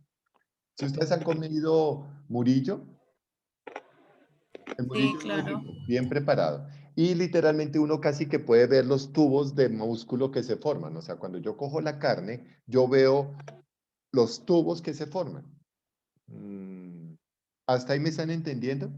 Dentro de cada uno de esos elementos o segmentos hay millones de fibras de miosina y millones de fibras de actina. ¿Qué hacen? Las actinas se quedan, las miosinas se quedan fijas y las actinas se desplazan. Entonces voy a buscar fibras musculares, actina y miosina. Para mostrártelo, ya, míralos. Entonces, los millones y millones de las millones y millones de fibras musculares tienen en su interior millones de filamentos de actina y miosina. ¿Sí ves? Aquí está. ¿Sí lo ven, muchachos? Esta sería la miosina y en rojo sería la actina. Cuando se acercan al centro, el músculo se contrae y cuando se separan, el músculo se relaja. Listo, profe, sí, ahora sí ya lo entendí. Listo. Muy bien. Hasta ahí vamos bien. Pero la unión entre un nervio y esa risa maliciosa que se debió. La unión entre un nervio y el músculo se llama placa motora, ya se las muestro. Placa motora, una placa motora acá, listo. Placa motora, mira, aquí está, ¿sí la ven? El músculo, este es el nervio, aquí se une al músculo y forma una placa motora. Entonces, la placa motora obliga a que el músculo contraiga o relaje, contraiga o relaje. Es decir, hace esto. Mira, viene la neurona y le da la información, o de contraer, para la información, se relaja. Vuelve y manda la información, se contrae, vuelve y pasa, se relaja. No es más. ¿Listo? No es más, muchachos. Ahora, lo que vamos a tratar de entender es, voy a buscarles un video sobre contracción muscular. Esta mañana les presenté uno cortico. Miremos este, que demore poquito. La contracción muscular es la base. ¿Están escuchando o no? Sí, profe, se escucha. Sí, profe. Sí, profe. Muy bien. Ya les pongo el video. De todos los movimientos esqueléticos. Los músculos esqueléticos se componen de fibras musculares que a su vez están hechas de unidades funcionales repetitivas llamadas sarcómeros. Cada sarcómero contiene muchos filamentos paralelos y superpuestos delgados, actina, y gruesos, miosina. El músculo se contrae cuando estos filamentos se deslizan uno sobre otro, resultando en un acortamiento del sarcómero y por lo tanto del músculo. Esto se conoce como la teoría de los filamentos deslizantes. El ciclo de puentes cruzados forma la base molecular para este movimiento de deslizamiento. La contracción muscular inicia cuando las fibras musculares son estimuladas por un impulso nervioso y los iones de calcio son liberados. Las unidades de troponina en los miofilamentos de actina son enlazadas a los iones de calcio. La unión desplaza la tropomiosina a lo largo de los miofilamentos y expone los sitios de unión a la miosina. En esta etapa, cada cabeza de miosina está unida a un ADP y a una molécula de fosfato remanente del calcio anterior. Las cabezas de miosina se unen a los sitios de unión recién expuestos en los miofilamentos de actina para formar puentes cruzados, y la molécula de fosfato es liberada. Los dos miofilamentos se deslizan uno sobre otro, impulsados por la energía química almacenada en las cabezas de miosina. A medida que avanzan, las moléculas de ADP son liberadas. Los enlaces entre los miofilamentos de actina y las cabezas de miosina se rompen cuando las moléculas de ATP se unen a las cabezas de miosina. Las moléculas de ATP son descompuestas en ADP y fosfato. La energía liberada por esta reacción es almacenada en las cabezas de miosina, lista para ser usada en el siguiente ciclo de movimiento. Las cabezas de miosina reanudan su posición de partida y ahora pueden empezar una nueva secuencia de unión a la actina. La presencia de más iones de calcio desencadenará un nuevo ciclo.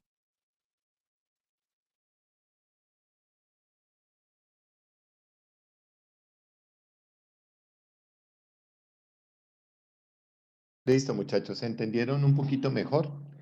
Ahora les voy a tratar de mostrar, me va a salir un momentico acá, ¿qué sucedería cuando se engancha un hueso y entonces jala la articulación?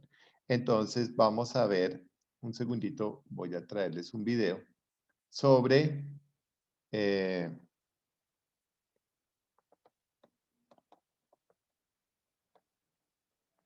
¿qué son los movimientos articulares? O sea, ¿cómo se movería una articulación?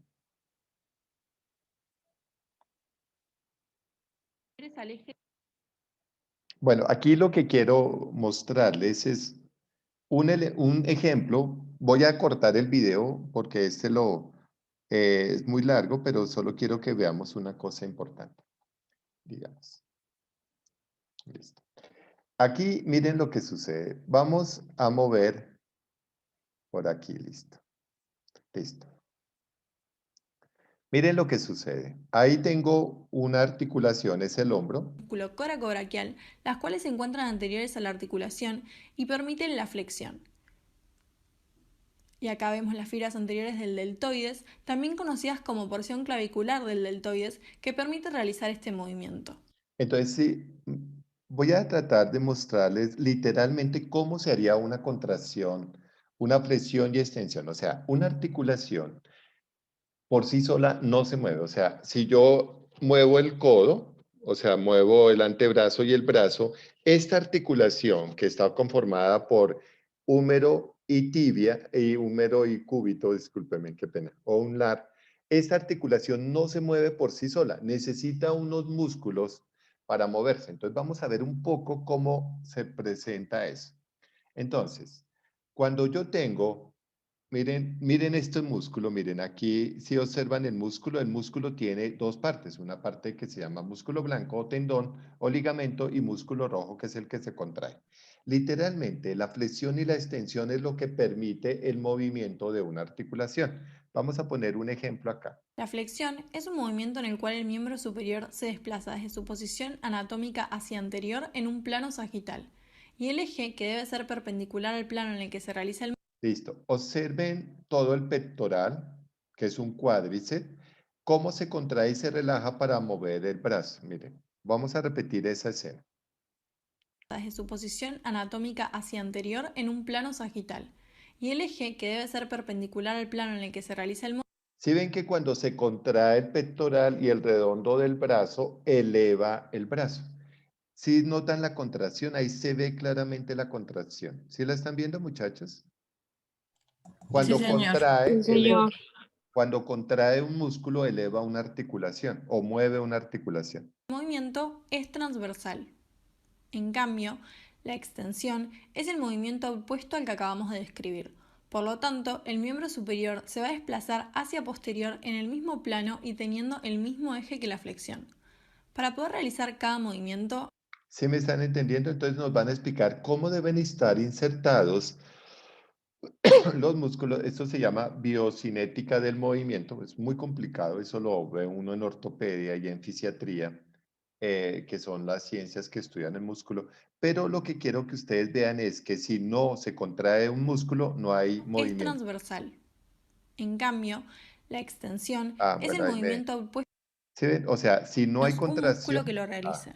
Comenzamos entonces con la flexión y extensión. Espérate, buscamos rápidamente desde el brazo. A ver si nos muestra el brazo. Listo. De pronto aquí sí nos muestra. Alcanza su máxima amplitud, el brazo describe en el espacio un cono. El vértice del mismo se ubica en el hombro y la base es dibujada por el movimiento de circunducción que efectúa el miembro. No. La distancia entre el vértice y la... Espérate, a ver. Bueno, y luego disculpa. desde lateral. Pero digamos lo que yo quería mostrarles es como un nervio. Por último, describiremos el movimiento de circunducción. La circunducción... Es decir, acá los músculos son los que jalan la articulación para que la articulación se desplace. Si no hay músculo, no hay movimiento articular. ¿Eso sí quedó claro? O sea, si yo no tengo un músculo o un conjunto de músculos, por ejemplo, para flexionar el codo, yo necesito el bíceps y su opuesto, que es el tríceps, para hacer este movimiento. Necesito uno que contraiga, uno que relaje. Se llama movimiento antagonista. Pero para que el codo llegue a su posición 0, el tríceps contrae y el bíceps relaja. Eso es un poco lo que yo quiero mostrarles. Dime, Mauricio. Profe, una consulta, qué pena. Cuando se presenta un desgarro muscular es porque hay un exceso de contracción o algo así. Claro, muy bien. Entonces las fibras, por exceso, las fibras quedaron contraídas y es un espasmo. Eso es lo que se llamaría espasmo. Se mantiene la tensión, bueno, el músculo tiene tono, tiene una densidad, una masa tal. Entonces, ¿qué sucede? Cuando hay una luxación, entonces literalmente el músculo quedó en contracción y eso es lo que duele. El músculo jala y literalmente la articulación no se desplaza y entonces queda uno como engatillado. ¿Sí me entiendes? O cuando se rompen las fibras musculares por exceso, entonces se forma un edema y entonces uno ve como en la ruta del músculo queda la mancha negra de la hemorragia. Por ejemplo, cuando uno se lesiona el tobillo, que es un músculo, es el aquiliano, entonces el aquiliano hematiza y marca todo el pie, el cuello de pie marca negro, porque el músculo se lastimó y ahí como es rojo porque tiene sangre, entonces hay una hemorragia y eso es lo que pasa y uno ve la luxación. ¿Sí? Digamos que la fisiopatología del músculo es muy bonita, muy chévere, o sea, estudiar el músculo es bien interesante. Lo que yo quería mostrarles aquí es un poco cómo funciona el músculo, porque las pruebas que mañana vamos a hacer, hoy les voy a dejar pruebas virtuales, ahorita les coloco la página. Las pruebas mañana serán visomotoras. ¿Qué significa? Que tú ves y ejecutas, o sea, es una acción sensorial de atención y de movimiento. Entonces, para que cuando veamos las pruebas visomotoras, visoespaciales, yo les pueda explicar, primero el cerebro construye la idea y luego la ejecuta con un movimiento. Eso es lo que hacen los niños. Los niños primero reciben toda la información sensorial. Antes de escribir, no sé si ustedes han notado, en los jardines no escriben, rasgan, pegan, rayan, no sé qué, pero no escriben, porque al principio el niño solo recibirá información sensorial. En los jardines solo todo es de colores y hay juegos y hay lúdica, tal. Pero literalmente empiezan a escribir ya a los 5 añitos y medio, 6, cuando ya es visomotor. O sea, que se ejecuta, se ve y se ejecuta un movimiento. ¿Listo? Preguntas hasta ahí. Entonces, el cuarto proceso se llama lo motor, pero vamos a ver algo de ese proceso. Un segundito. ¿Están viendo internet? No. No, profe. No, profe. En el cerebro, quien maneja ese movimiento se llama lóbulo frontal y les voy a mostrar algo que se llama el homúnculo. ¿Vimos el homúnculo sensitivo con ustedes? Que es que hay ciertas partes del cerebro que tienen mucha sensibilidad. Entonces, a ver si me entienden este concepto. Listo. Entonces, en el cerebro hay grandes zonas en el lóbulo parietal donde hay mayor sensibilidad de la boca, la lengua, la cara y las manos. Eso es lo que significa homúnculo, representación cortical de la sensibilidad. Entonces, hay muchísima sensibilidad en la cabeza, en la cara, perdón, no en la cabeza, en la cara, los labios, la lengua y las manos. Por lo tanto, neurológicamente, donde hay mayor sensibilidad, hay mayor movimiento. ¿En dónde habrá mayor movimiento del lóbulo frontal? O sea, ¿qué partes del cuerpo están con mayor movimiento? Pues obviamente son la cara, los labios, la lengua y las manos. Entonces, esto se lleva a cabo, esto sensorial, se lleva a cabo en el lóbulo parietal. Mientras que la parte motora se lleva a cabo en el lóbulo frontal. Y entonces, a mayor sensibilidad, mayor movimiento. Si se pierde la sensibilidad, se perderá el movimiento. ¿Entendieron eso? Si yo daño la vía sensitiva, daño la vía motora.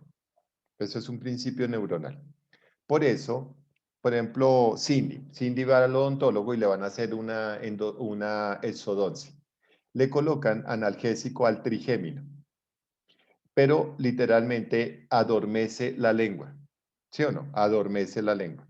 Cindy, ¿tú podrás hablar claramente? No, profe. Pero no quitaron el movimiento de la lengua, lo que quitaron fue la sensibilidad de la lengua. Por lo tanto, no hablas. Curiosísimo.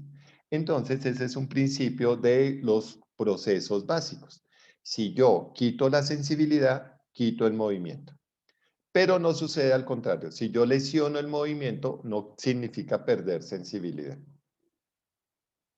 ¿Listo? No significa perder sensibilidad. Listo. Muy bien. Entonces, entendimos por qué vimos movimiento. Si quieren mejorar un poco el conocimiento del movimiento, en el capítulo 4 está de su libro de Bustamante. Listo. Este libro, no sé si ayer les conté que lo van a sacar, que ya una editorial lo va a sacar, pero va a salir más o menos en 40,000 pesos. Entonces, yo dije que sí, que había muchos estudiantes interesados en sacar este libro. Va a salir idéntico al original, las copias de color salen a color y de resto, o sea, sale mejor que el original.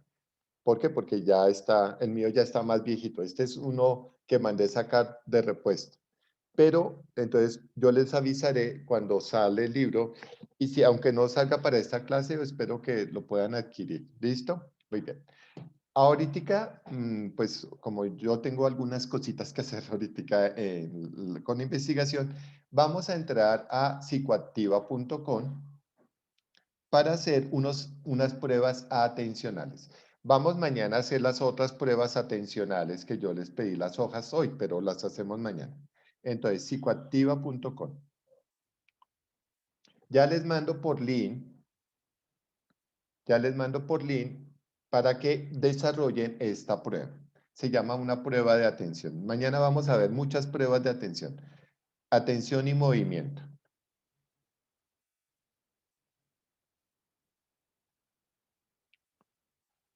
En el chat a todos les acabo de mandar este link.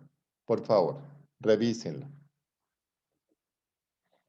Este test significa test de atención y observación.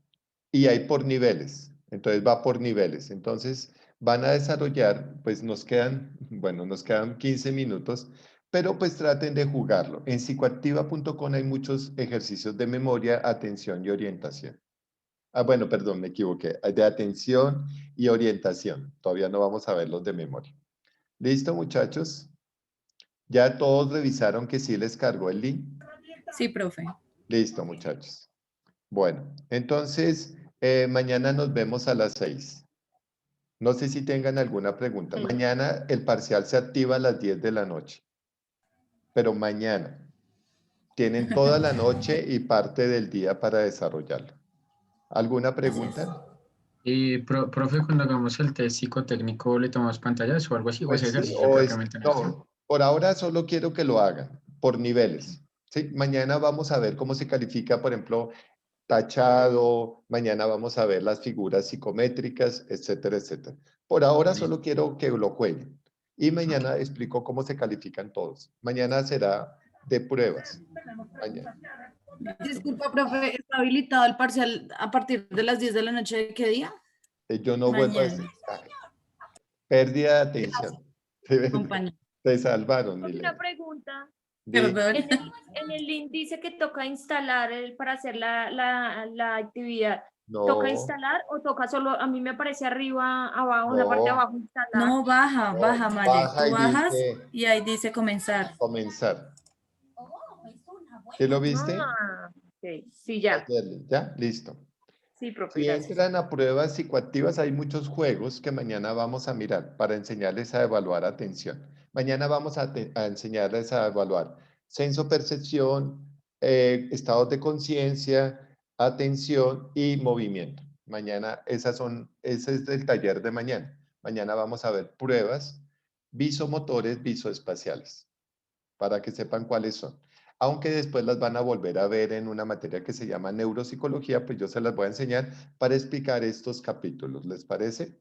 Pues después Listo, profe. Sí, señor. Sí, señor. Listo, bueno, profe. muchachos, nos vemos mañana. Hasta mañana, profe. Gracias, profe. Hasta luego. Gracias. Gracias, profe. Buenas noches. Chao, profe. Feliz noche. Luego, profe, Dios lo bendiga. Bendiciones, se cuidan. Feliz noche, profe. Chao. Feliz noche, chao. ¿El parcial? Hasta mañana, profe, Dios lo bendiga. Hasta mañana, se cuidan. Ya están peleando por el parcial. Dios mío. No escuchan. No escuchan. Chao, Caterín. Chao, Alexander. Este es un claro ejemplo. Chao, profe. Luego, profe, feliz noche. Chao, se cuidan. Sí, o sea, a usted me va a tocar así. El que pregunte de cuándo es el parcial, 0. Ya. Entonces, chao, muchachos. Chao, señorita Caterín. Chao, William.